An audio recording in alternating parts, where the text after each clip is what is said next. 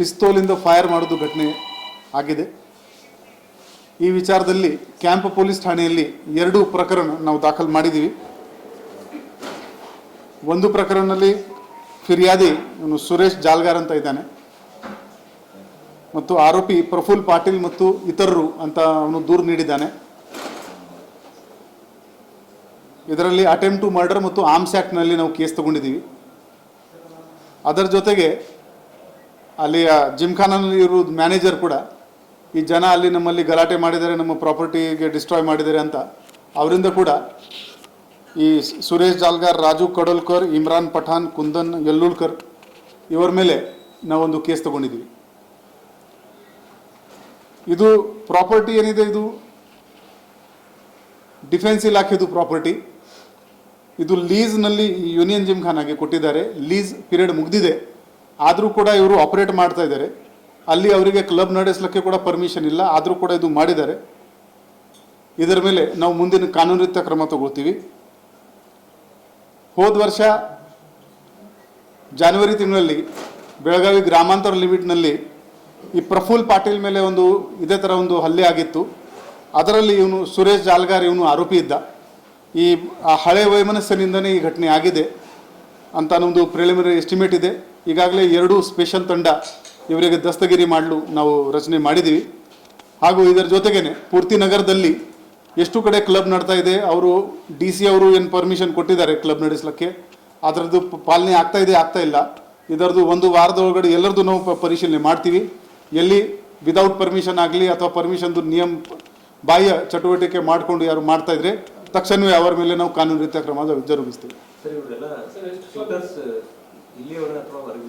ಇನ್ನೂವರೆಗೆ ಈಗ ನಮ್ಮದು 2 ತಂಡ ನಿನ್ನೆ ರಾತ್ರಿಯಿಂದ ಓಡಾಡ್ತಾ ಇದ್ದಾರೆ. ಬೇಗನೆ ಇದು ದಸ್ತಗಿರಿ ಆಗುತ್ತೆ, ಆಮೇಲೆ ಎಲ್ಲ ಡೀಟೇಲ್ಸ್ ಶೇರ್ ಮಾಡೋಕ್ಕೆ ನಮಗೆ ಅನುಕೂಲ ಆಗುತ್ತೆ. ಈ ಇಬ್ಬರು ಗ್ಯಾಮ್ಲರ್ಸ್ ಇದ್ದಾರೆ. ಇವರ ಮೇಲೆ ಸುಮಾರು ಗ್ಯಾಮ್ಲಿಂಗ್ ಕೇಸಸ್ ಇದ್ದಾವೆ. ಇವನ್ ಸುರೇಶ್ ಜಾಲ್ಗಾರ್ ಮೇಲೆ ಅಟೆಂಪ್ಟ್ ಟು ಮರ್ಡರ್ದು ಕೇಸ್ ಇದೆ ಹೋದ ವರ್ಷದ್ದು. ಅವನ ಮೇಲೆ ಇನ್ನೂ 5 ಕೇಸಸ್ ಇದೆ. ಈ ಕಂಪ್ಲೇಂಟ್ನಲ್ಲಿ ಯಾರು ವಿಕ್ಟಿಮ್ ಇದ್ದಾನೆ ಅವನ ಮೇಲೆ ಒಟ್ಟು 5 ಕೇಸಸ್ ಇದೆ. ರಾಬರಿ ಇದೆ, ಜೂಜ್ದು ಕೇಸ್ ಇದೆ. ಈ ಪ್ರಫುಲ್ ಪಾಟೀಲ್ ಮೇಲೆ ಕೂಡ ಹಳೆ ಕ್ರಿಮಿನಲ್ ಬ್ಯಾಕ್ಗ್ರೌಂಡ್ ಇದೆ. ಸೊ ಇದು ಎಲ್ಲ ನೋಡಿಕೊಂಡು ಬರೋ ದಿನಗಳಲ್ಲಿ ಇವರಿಗೆ ಗಡೀಪಾರ್ ಆಗಲಿ, ಗುಂಡಾ ಆ್ಯಕ್ಟ್ ಆಗಲಿ ಅದರಲ್ಲಿ ಕೂಡ ನಾವು ಇವ್ರ ಮೇಲೆ ಕ್ರಮ ತಗೊಳ್ತೀವಿ. ಅಂಥ ಆ್ಯಂಟಿ ಸೋಷಿಯಲ್ ಎಲಿಮೆಂಟ್ಸ್ ನಮ್ಮ ಬೆಳಗಾವಿ ಊರಲ್ಲಿ ನಮಗೆ ಬೇಕಾಗಿಲ್ಲ. ಇವರಿಗೆ ಹೊರಗಡೆ ನಾವು ಕಳಿಸ್ತೀವಿ ಅಥವಾ ಜೈಲಲ್ಲಿ ಕಳಿಸ್ತೀವಿ.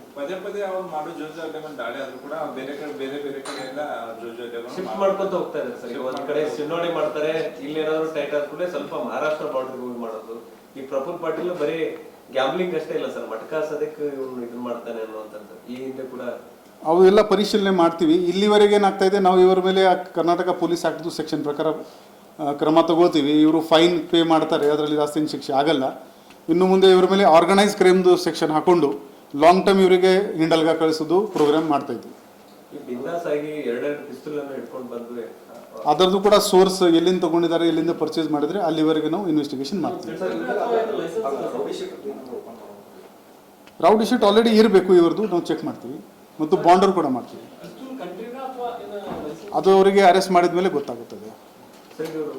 ಈ ರಾಜು ಕಡೋಲ್ಕರ್ ಆಗಿರ್ಬೋದು, ಪ್ರಫುಲ್ ಆಗಿರ್ಬೋದು, ಕೆಲವೊಂದಿಷ್ಟು ಈ ಎಲ್ಲೂರ್ ಕಡೆ ಭಯ್ಯ ಅಂತೇಳಿ ಒಬ್ಬ ಫೇಮಸ್ ಇದ್ದಾನೆ ಸರ್, ಅವನಾಗಿರ್ಬೋದು, ಇವರೆಲ್ಲರೂ ಕೂಡ ತಮ್ಮ ಏರಿಯಾ ಡಿವೈಡ್ ಮಾಡ್ಕೊಂಡು ಪ್ಲಾನ್ ಮಾಡ್ಕೊಂಡು ಗ್ಯಾಮ್ಲಿಂಗ್ ಆಡಿಸೋದು, ರಮ್ಮಿ ಅಂತೇಳಿ ಇದನ್ನ ಮಾಡ್ತಾರೆ, ಒಳಗಡೆ ಗ್ಯಾಮ್ಲಿಂಗ್ ಮಾಡಿಸ್ಕೊಳ್ಳೋದು, ಈ ತರ ಎಲ್ಲ ವ್ಯವಸ್ಥಿತವಾಗಿ ನಡೀತಾ ಇದೆ. ಸೊ ಆ ಠಾಣಾ ವ್ಯಾಪ್ತಿಯಲ್ಲಿ ಪೊಲೀಸರಿಗೆ ಗೊತ್ತಿದ್ರು ಕೂಡ ಕೆಲವೊಂದಿಷ್ಟು ಕಡೆ ಅವ್ರನ್ನ ಕಂಟ್ರೋಲ್ ಮಾಡಕ್ ಆಗ್ತಾ ಇಲ್ಲ ಅನ್ನುವಂಥದ್ದು.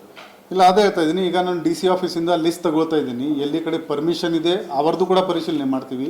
ಪರ್ಮಿಷನ್ ಇಲ್ಲದ ಪ್ರಶ್ನೆನೇ ಇಲ್ಲ. ಈಗ ಬರೋ ದಿನಗಳಲ್ಲಿ ಇದು ಎಲ್ಲ ಈ ಗ್ಯಾಮ್ಲಿಂಗ್ ಮಟ್ಕ ಏನಿದೆ ಆಲ್ರೆಡಿ ನಾವು ಹೋದ ವರ್ಷ ಎಷ್ಟು ಕೇಸ್ ಮಾಡಿದ್ದೀವಿ ಅದಕ್ಕಿಂತ ಜಾಸ್ತಿ ಕೇಸ್ ಆಲ್ರೆಡಿ ಬುಕ್ ಆಗಿದೆ. ಆದರೂ ಕೂಡ ಈ ಹೆಚ್ಚಿನ ಪ್ರಮಾಣದಲ್ಲಿ ಇವರ ಮೇಲೆ ಕ್ರಮ ತಗೊಳ್ಳೋದು ನಾವು ಶುರು ಮಾಡ್ತೀವಿ. SP ವ್ಯಾಪ್ತಿಯಲ್ಲಿ ಇರ್ತಕ್ಕಂಥ ಎಲ್ಲ ಏನು ಕ್ಲಬ್ಗಳಿವೆ ಸಂಪೂರ್ಣವಾಗಿ ಬಂದಾಗಿದೆ. ಆದರೆ ಬೆಳಗಾವಿ ನಗರದಲ್ಲಿ ಕೆಲವು ಕಡೆ ನಡೀತಾ ಇದೆ ಅನ್ನೋದು ಆರೋಪ ಇದೆ. ಏನಾದರೂ ಸೀರಿಯಸ್ ಆಯ್ತು ಎಲ್ಲ ನಾವು ಪರಿಶೀಲನೆ ಮಾಡ್ತೀವಿ. ಎಲ್ಲೆಲ್ಲಿ ವೈಲೇಷನ್ ಆಗಿದೆ ಅಲ್ಲಿ ನಾವು ಕೂಡ ಕ್ಲೋಸ್ ಮಾಡ್ತೀವಿ. ಈಗ ಗ್ರಾಮೀಣ ಠಾಣಾ ವ್ಯಾಪ್ತಿ, ಶಾಪೂರು ಮತ್ತು ಕಾಸ್ತಿ ಠಾಣಾ ವ್ಯಾಪ್ತಿಯಲ್ಲಿ ಹೆಚ್ಚಿನ ಪ್ರಮಾಣದಲ್ಲಿ ಇವರೆಲ್ಲ ಗ್ಯಾಮ್ಲಿಂಗ್ ಆಡಿಸೋದು ಮಾಡೋದು ಮಟ್ಕ ಜೋರ್ ಮಾಡ್ತಾ ಇದಾರೆ. ನೀವು ಕೂಡ ಕಾರ್ಯಾಚರಣೆ ಮಾಡ್ತಾ ಇದ್ರಿ, ಕೆಲವೊಂದಿಷ್ಟು ಕಡೆ ನಿಮ್ಮ ಪೊಲೀಸರು ಕೆಲವೊಂದಿಷ್ಟು ಜನ ಅಷ್ಟೇ, ಎಲ್ಲರೂ ಅಂತ ಹೇಳಂಗಿಲ್ಲ, ಕೆಲವೊಬ್ರು ಭಾಗಿಯಾಗಿ ವ್ಯವಸ್ಥಿತವಾಗಿ ನಡೀತಾ ಅಂತ ಏನು ಕಂಡು ಬಂದರೆ they will face disciplinary action, even suspension or even dismissal from the service. ಈಗ ನೋಡಿ ಸರ್, ಇಲ್ಲಿ ನಿಮ್ಮ ಕಮಿಷನರ್ ಕಚೇರಿ ಮುಂದ್ಗಡೆನೆ ಇವ್ರ ಅನುಮತಿ ಇಲ್ಲದೆ ಇಷ್ಟು ರಾಜಾರೋಷವಾಗಿ ಆಡ್ತಾ ಇದ್ರು, ಯಾಕೆ ಸ್ಟೇಷನ್ ಅವ್ರಿಗೆ ಗೊತ್ತಿರ್ಲಿಲ್ವಾ ಹಿಂಗೆ ಸರ್? ಅದು ಎಲ್ಲ ಪರಿಶೀಲನೆ ನಾವು ಮಾಡ್ತೀವಿ.